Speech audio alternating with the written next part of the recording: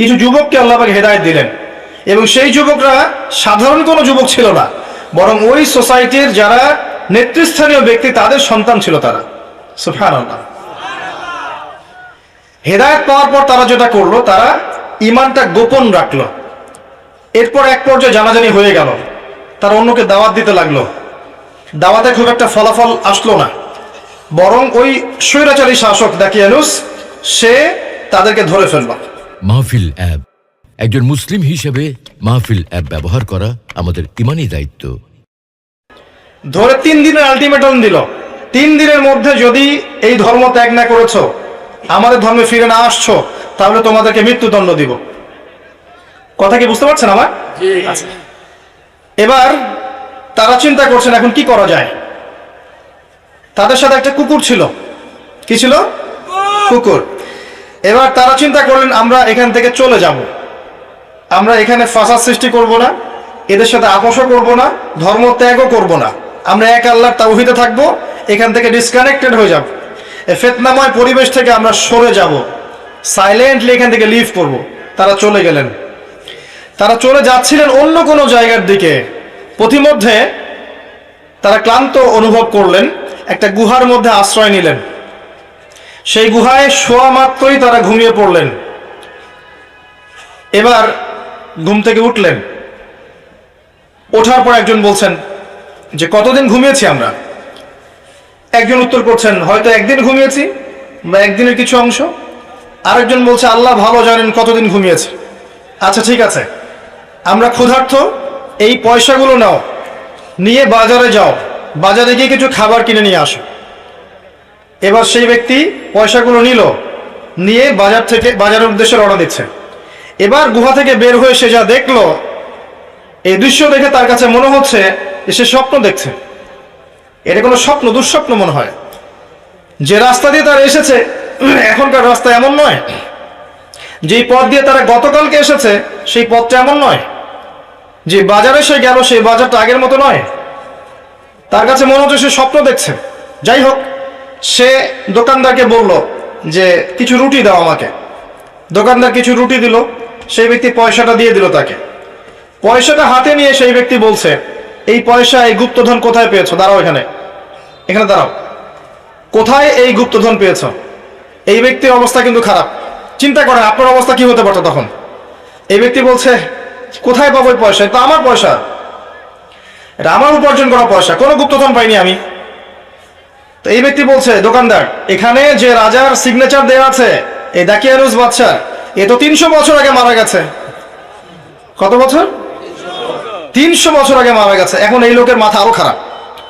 কি বলে, কারণ দাকিয়ানুস বাদশার আন্ডারে যারা বড় বড় নেতৃস্থানীয় ব্যক্তি ছিলেন, আমরা ওদের সন্তান, তা আমাদের চেয়ে ভালো কে চিনবে রাজাকে, তাই না? তো তার কাছে বিষয়টা একটু এলোমেলো মনে হচ্ছে। যাই হোক, সেখানে ওই যে পুলিশ প্রশাসন চলে আসলো। কি হয়েছে এখানে, ঘটনা কি? এই ঘটনা, এই দেখেন, এই দেখেন দাকিয়ানুস বাদশার আমলের পয়সা এই ব্যক্তি আমাকে দিচ্ছে, এই গুপ্তধন পেয়েছে কোনো, একে ধরেন। তো ওকে ধরে নিয়ে রাজার কাছে নিয়ে যাওয়া হলো। এবার রাজার যে ওই যে সিংহাসন এবং রাজপ্রাসাদ, এখানে ঢোকার পর তার চোখ ছানা বানা। এ তো সেই বাদশা না যেই বাদশার তত্ত্বাবধানে আমরা ছিলাম এবং গতকাল রাতে আমরা যেখান থেকে বের হয়েছিলাম, এ অন্য এক বাদশা। তো তার কাছে বিষয়টা এখন বুঝতে শুরু করলো সে, যে মনে হয় অনেক সময় পার হয়ে গেছে, হয়তোবা আমরা অনেক সময় ঘুমিয়েছিলাম। এই যে বাদশা, এই বাদশাটা দাকিয়ানুস বাদশার মতো স্বৈরাচারী নয়। শোনেন, ভালো করে শোনেন, এই জেনারেশন ওই দাকিয়ানুস বাদশার মতো স্বৈরাচারী নয়। তারা কুফরি, শিরিক, হারাম, জেনা, অশ্লীলতা এগুলোর সাথে সম্পৃক্ত নয়। শুধু একটা বিষয় তারা বিশ্বাস করে না এই জেনারেশন, সেটা হচ্ছে তারা বিশ্বাস করে না যে আল্লাহ পাক মৃত্যুর পরে আবার মানুষকে জীবিত করতে পারবেন। এটা এরা বিশ্বাস করে না। কথা বুঝতে পারছেন? এবার এই বাদশা বলছে, তোমরা কি সেই 7 জন বা 9 জন যুবক যারা আজকে থেকে 300 বছর আগে এখান থেকে চলে গিয়েছিলে? তোমার বাকি সাথীরা কোথায়? এই যুবক বলছেন বাকি সাথীরা গুহায় আছে। বাকি সাথীরা গুহায় আছে। এবার বাদশা তার ডেলিগেশন টিম নিয়ে সেখানে গেল, গিয়ে দেখলো হ্যাঁ সেখানে এখনো বাকি সাথীরা আছে। আপনাকে বুঝাতে পারলাম কি যে এই যুব সমাজ কত বছর ঘুমিয়েছিলেন?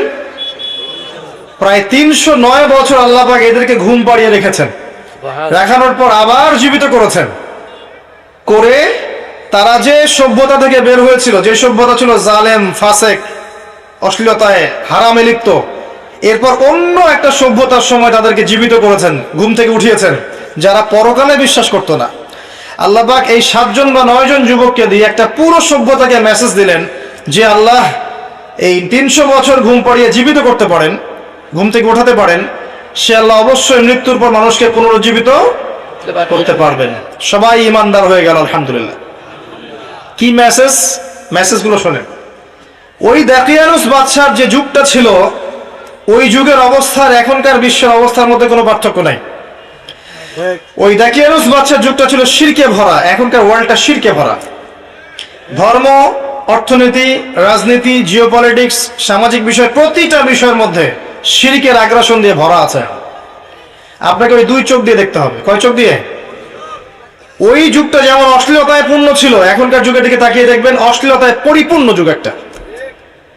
ফ্যামিলিস্ট রেভলিউশন, নেক্সট ড্রেস আপ, ছেলে মেয়ের পোশাক পরা, মেয়ে ছেলের পোশাক পরা, পর্নোগ্রাফি, জিনা, ব্যভিচার, পরকিয়া, এগুলোতে ভর্তি হয়ে গেছে এখনকার বিশ্বটা। ঠিক দাকিয়ানুস বাদশার যুগের মতো। দাকিয়ানুস বাদশার যুগের মতোই হালাল হারামের পরোয়া মানুষ এখন করছে না। সুদ খাচ্ছে, ঘুষ খাচ্ছে, দুর্নীতি করছে, অন্যের সম্পদ আত্মসাৎ করছে, রিজিকের ক্ষেত্রে হালাল হারামের কোনো পরোয়া করছে না।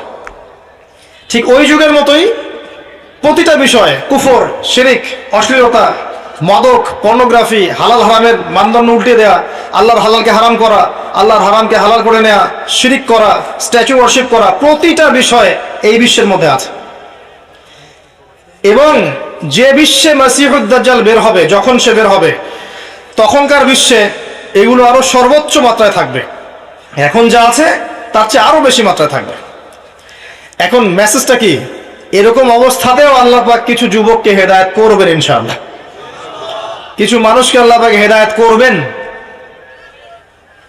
ইন্নাহুম ফিতয়াহ আমানু বিরাব্বিহিম ওয়া জিদনাহুম হুদা। ওইরকম সমাজের মধ্যেও আমি কিছু যুবককে হেদায়েত করেছিলাম যারা আমার প্রতি ঈমান নিয়ে এসেছিল এবং আমি তাদের হেদায়েতকে বাড়িয়ে দিয়েছিলাম। আল্লাহ পাক যুব সমাজকে হেদায়েত করবেন ইনশাআল্লাহ আগামীতে, এবং এখনো করবেন ইনশাআল্লাহ, এবং আল্লাহ পাক তাদের হেদায়েতকে বাড়িয়ে দিবেন ইনশাআল্লাহ। এরপর কাজ কি? ওই যুব সমাজ কি করেছিল? ঈমানটা প্রথমে গোপন রেখেছে। আপনাকেও প্রথমে সাইলেন্টলি দিনে কাজ করতে হবে, তারপর প্রকাশ্যে দাওয়াত দিয়েছে, আপনাকেও দাওয়াতে কাজ করতে হবে।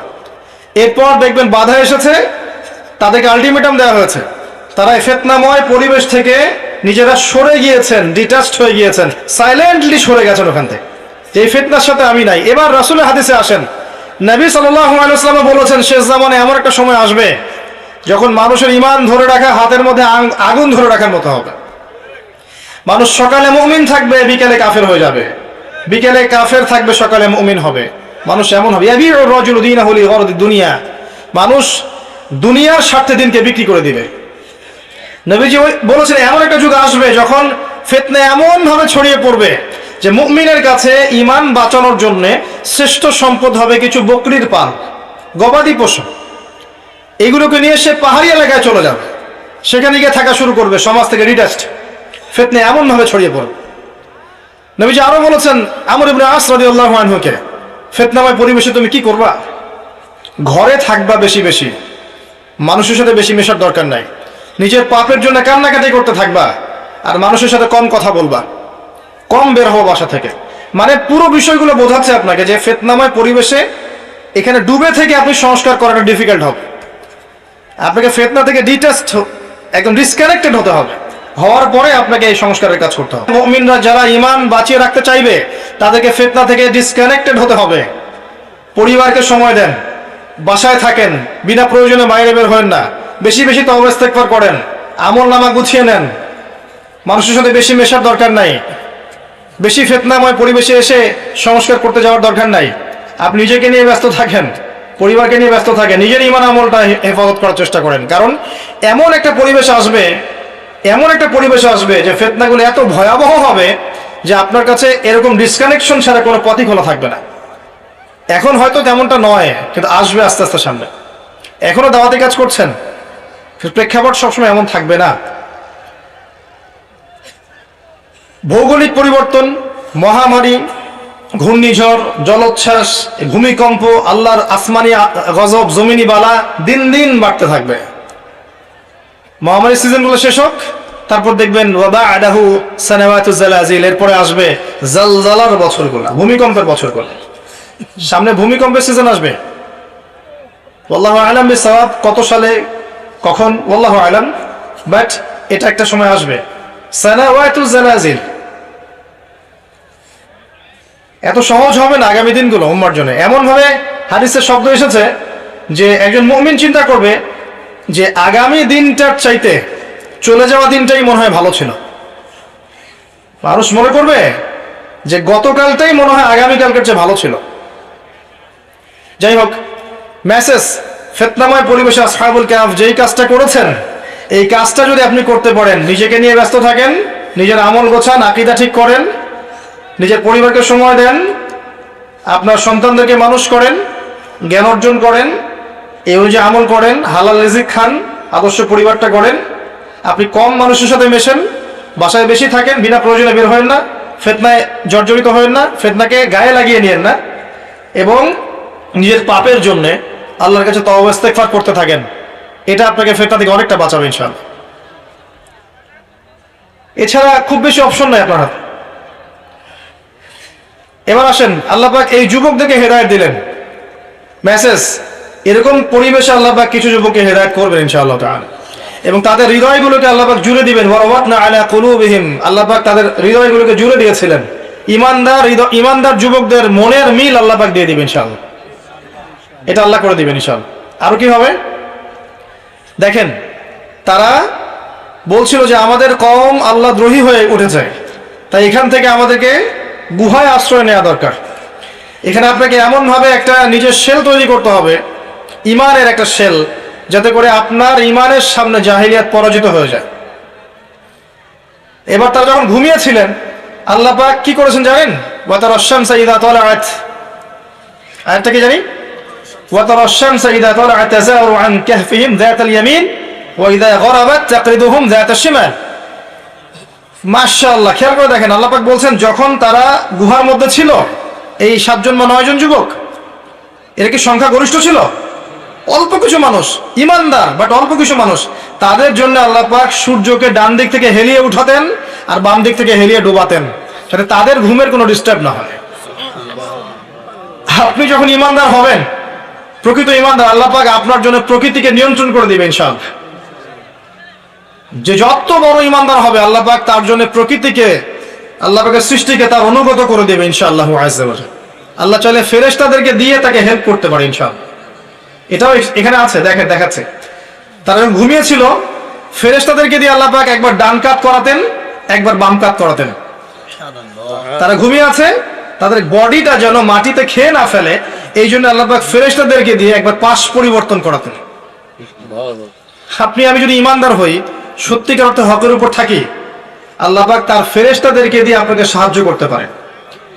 আপনি ঘুমিয়ে থাকা অবস্থাতেও আল্লাহ আপনাকে সাহায্য করতে পারেন। আসহাবুল কাহফের গল্পের মধ্যে এগুলো আছে, ঘটনার মধ্যে আরো আছে, দেখাচ্ছে। এই যে বাজারে গেলেন, এইগুলো নিয়ে যান, রুটি নিয়ে আসেন, আমরা ক্ষুধার্ত, ফালইয়ানজুর আইয়ুহা আজকা তুআমা, খেয়াল রাখবেন কোন খাবারটা উত্তম, পবিত্র খাবার। আপনাকে শেষ জামানায় খাবার বেছে বেছে খেতে হবে, সব খাবার খাওয়ার দরকার নাই। ফ্রেশ এবং পবিত্র খাবারগুলো খুঁজে খুঁজে খান, না হলে আপনার ফিজিক্যাল স্ট্রাকচারটা নষ্ট হয়ে যাবে। প্রচুর খাবার আপনার চারপাশে ঘুরছে, যেগুলো ম্যানুফ্যাকচার্ড এবং যেগুলোর মধ্যে ক্ষতিকর বিষয় আছে, দিব্যি খেয়ে যাচ্ছেন ভেজাল খাবার। এতে আপনার ফিজিক্যাল যে কন্ডিশন, স্ট্যাবিলিটি, ইমিউনি সিস্টেম, এটা দিন দিন কলাপস করছে। সামান্য সর্দি জ্বরের ভাইরাসে মানুষ মারা যেত না, এখন সামান্য সর্দি জ্বরের ভাইরাসে র্যাপিডলি মানুষ মারা যাচ্ছে। অ্যান্টিবায়োটিকও কাজ করছে না, ডাক্তার থেকে জিজ্ঞাসা করবেন, অ্যান্টিবায়োটিক ওষুধও কাজ করছে না এখন। আপনার খাবারের ব্যাপারে সচেতন হন। আসহাবুল কাহফ ঘুম থেকে উঠে বলেছেন আমরা ক্ষুধার্ত, খাবার কিনতে যাচ্ছ যাও, কিন্তু খেয়াল রাখবে কোন খাবারটা পবিত্র। কি সেন্স, খেয়াল রাখবে কোন খাবারটা পবিত্র। আপনাকে এই ফিতনাময় যুগে খেয়াল রাখতে হবে কি খাচ্ছেন, ভিতরে কি যাচ্ছে। পবিত্র খাবার খুঁজে খুঁজে খান। একটা মেসেজ দেই, 300 বছর পর পকেটে হাত ঢুকিয়ে মুদ্রা বের করেছেন। কত বছর পর? মুদ্রা দিয়ে বলেছেন খাবার কিনে আন। কি এমন মুদ্রা যার মান 300 বছরে কমে যায় নাই? কি এমন মুদ্রা? Electronic money, credit card, paper money? নিঃসন্দেহে এমন কিছু ছিল, হয় গোল্ড দিনার অথবা সিলভার দিরহাম, এরকম কিছু ছিল হয়তোবা, যার মান 300 বছরেও পড়ে যায় নাই। মাশাআল্লাহ। আপনি এখন 1 বছর কাজ করেন, 1 বছর দৈনিক 12 ঘন্টা করে কাজ করেন, এবং 1 বছরে ধরেন আপনি 10 লাখ টাকা আর্ন করেছেন। এই 10 লাখ টাকাকে আপনি 300 বছর রেখে দেন, আপনার টাকার অস্তিত্বই থাকবে না। 300 বছর পর বের করে ওই যে দেয়ালের মধ্যে ওয়ালপেপার হিসেবে আটকা রাখতে হবে। আর আসহাবুল কাহফ 300 বছর পর মুদ্রা বের করেছেন, যা রুটি কিনে নিয়ে আসুন। ওই টাকা চলেছে ওই সময়। সমাজদার কে লিয়ে ইশারা কাফি।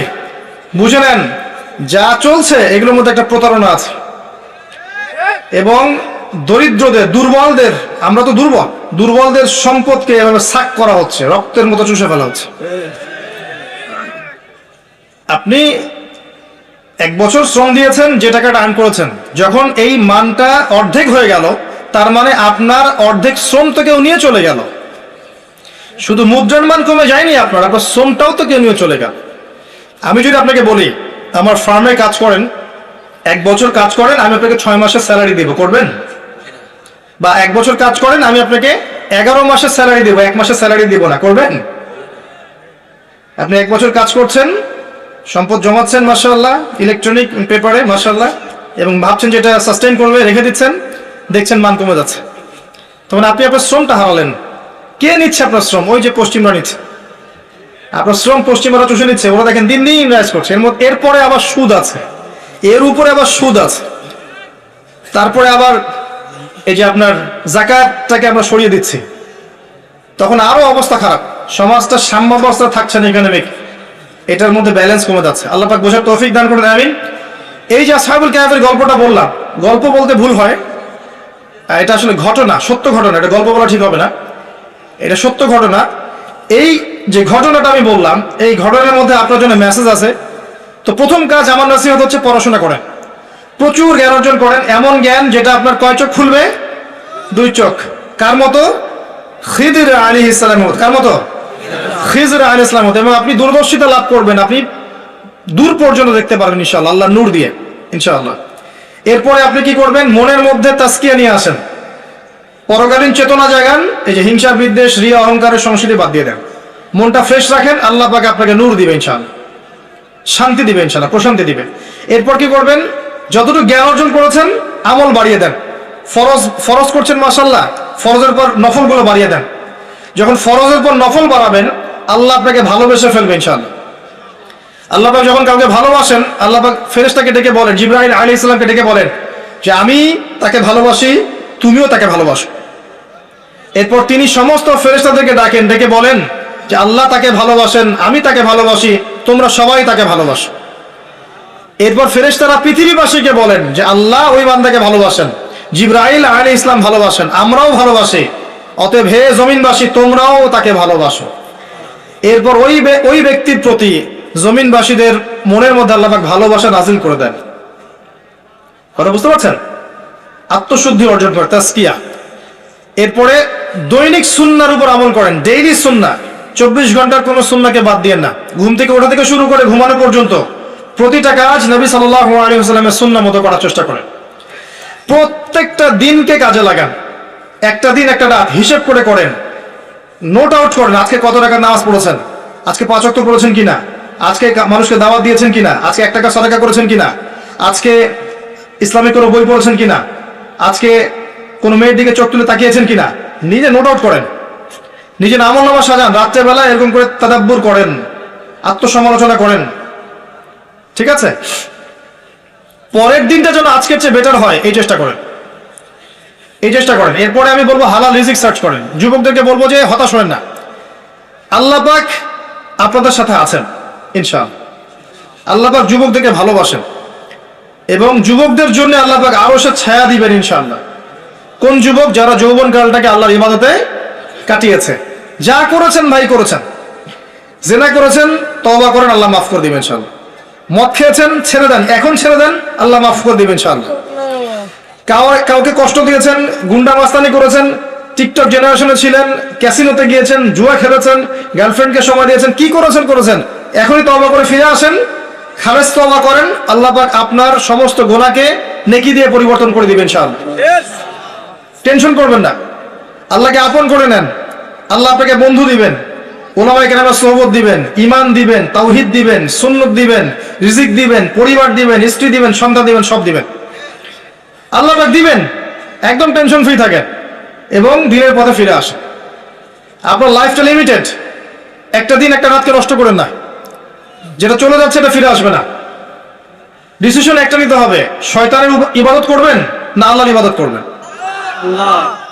আপনাকে আল্লাহ শক্তি দিয়েছেন, এখন সামর্থ্য দিয়েছেন, ভালো মন্দ বোঝার ক্ষমতা দিয়েছেন, আপনাকে আল্লাহর জন্য আপনার রক্ত, আপনার জান, আপনার মাল, আপনার সময় শ্রমকে ঢেলে দিতে হবে। পারবেন না? ইনশাআল্লাহ আযজা ওয়া জাল্লা, তৌফিক দান করুন, আমিন। এই যুবকদেরকে বলবো, রিজিকের সার্চ করেন আগে, বিয়ে শাদীর চিন্তা পরে করেন, আগে একটা রিজিক সার্চ করেন, ছোট্ট হালাল একটা ব্যবসা করেন, ছোট্ট একটা চাকরি খোঁজেন। যদি প্রতিভা থাকে আমি বলবো গভর্নমেন্ট বড় বড় পোস্টের জন্য অ্যাপ্লাই করেন, বিসিএস দেন, বড় বড় পোস্টে অ্যাপ্লাই করেন, কারণ যত বেশি ভালো ভালো মানুষ উপরের লেভেলে যাবে তত শান্তি শৃঙ্খলা বজায় থাকবে ইনশাআল্লাহ।